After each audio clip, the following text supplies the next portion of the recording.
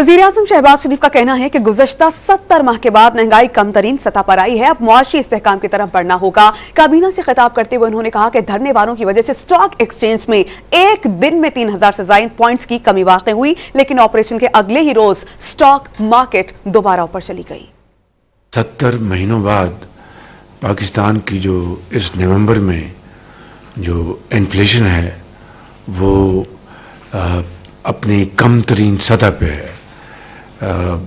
2018 में मियां मोहम्मद नवाज शरीफ के दौर में वो 3.5% थी।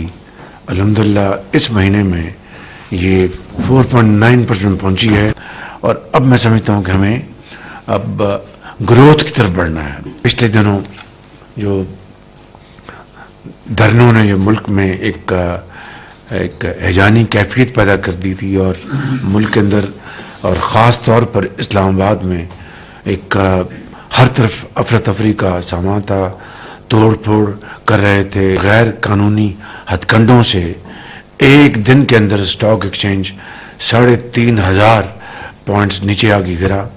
लेकिन जो ही उस रात डी चौक से और पीछे जब हटे तो अगले दिन स्टॉक एक्सचेंज ने दोबारा बाउंस बैक किया।